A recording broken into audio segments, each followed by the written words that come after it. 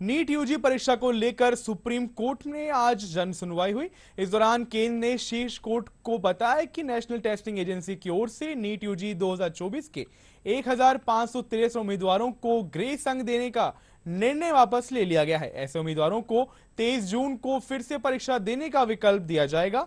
ऐसे में अब छात्रों के पास विकल्प होगा कि वे फिर से परीक्षा देना चाहते हैं या बिना ग्रेस मार्क्स के काउंसलिंग में शामिल होना चाहते हैं। नीट परीक्षा को लेकर जारी विवाद के बीच गुरुवार को एक बार फिर सुप्रीम कोर्ट में सुनवाई हुई। इस दौरान केंद्र ने शीर्ष कोर्ट को बताया कि नेशनल टेस्टिंग एजेंसी की ओर से नीट यूजी 2024 के 1563 उम्मीदवारों को ग्रेस अंक देने का निर्णय वापस ले लिया गया है। ऐसे उम्मीदवारों को 23 जून को फिर से परीक्षा देने का विकल्प दिया जाएगा। ऐसे में अब छात्रों के पास विकल्प होगा कि वे फिर से परीक्षा देना चाहते हैं या बिना ग्रेस मार्क्स के काउंसलिंग में शामिल होना चाहते हैं। सुप्रीम कोर्ट ने कहा कि गड़बड़ी के आरोपों के आधार पर नीट यूजी 2024 को रद्द करने की मांग करने वाली याचिकाओं सहित सभी याचिकाओं पर 8 जुलाई को सुनवाई होगी। एनटीए ने सुप्रीम कोर्ट को बताया कि 1563 से अधिक उम्मीदवारों के परिणामों की समीक्षा के लिए एक समिति गठित की गई है, जिन्हें नीट यूजी में शामिल होने के दौरान हुए नुकसान की भरपाई के लिए दिए गए ग्रेस मार्क्स की समीक्षा का जिम्मा दिया गया है। समिति ने 1563 नीट यूजी 2024 उम्मीदवारों के स्कोर कार्ड रद्द करने का फैसला लिया, जिन्हें ग्रेस मार्क्स दिए गए थे। इन छात्रों को फिर से परीक्षा देने का अवसर एनटीए ने सुप्रीम कोर्ट को बताया कि 1563 से अधिक उम्मीदवारों के परिणामों की समीक्षा के लिए एक समिति गठित की गई है, जिन्हें नीट यूजी में शामिल होने के दौरान हुए नुकसान की भरपाई के लिए दिए गए ग्रेस मार्क्स की समीक्षा का जिम्मा दिया गया है। समिति ने 1563 नीट यूजी 2024 उम्मीदवारों के स्कोर कार्ड रद्द करने का फैसला लिया है, जिन्हें ग्रेस मार्क्स दिए गए थे। इन छात्रों को फिर से परीक्षा देने का विकल्प दिया जाएगा।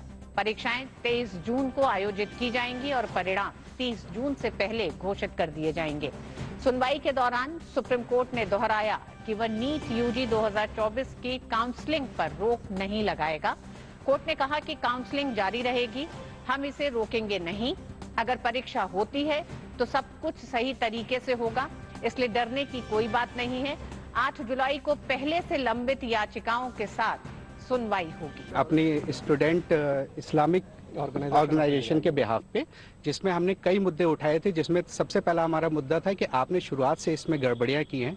जैसे आपने इसका रजिस्ट्रेशन रीओपन किया है 2 दिन के लिए, उसका आपने कोई हमारे पहले से कोई नोटिफिकेशन नहीं इशू किया। दूसरा इशू हमने ये रेस किया था कि जो आपने ग्रेस मार्क्स पेपर लीक का इशू था और तीसरा ग्रेस मार्क्स का इशू था। तो आज ग्रेस मार्क्स का इशू कोर्ट ने कंसिडर किया है और उसमें ये कोर्ट ने ये बोला है कि कोर्ट एनटीए ने आके क्लैरिफिकेशन दिया है, कमेटी बनाई, जिसके बेसिस पे कोर्ट ने ये बोला है कि ठीक है, जितने भी स्टूडेंट्स ने जिनको ग्रेस मार्क्स अवार्ड हुए हैं, ये सब दोबारा से अपीयर होंगे 23 जून को और इनका रिजल्ट 30 जून को डिक्लेयर किया जाएगा। जो घटना हमारे सामने आई, निश्चित रूप में दोषियों को उसमें दंड दिया जाएगा, लेकिन मैं विद्यार्थियों को मुख्यतः और अभिभावकों को आश्वस्त करना चाहूंगा, भारत सरकार और उसकी इंस्ट्रूमेंट एनटीए कमिटेड है बच्चों को ट्रांसपेरेंट तरीका से अपनी संतुष्टि से न्याय देने के लिए। इस बार 24 लाख बच्चे सक्सेस एग्जामिनेशन भी दिए हैं। क्वेश्चन लीक की कोई भी प्रमाण नहीं। कुछ जो 1550 बच्चों के लिए जो एक मॉडल अपनाया गया था, वो भी कोर्ट रिकमेंडेड एक मॉडल था, लेकिन उसमें से कुछ अनामोली चाहिए। उसके ऊपर भी एक एकेडमिक कमेटी बैठ गई है, उन्होंने रिकमेंडेशन दिया। वो सारा दलील अभी जब हम चर्चा कर रहे हैं, कोर्ट के सामने कोर्ट की फैसला को आने दी।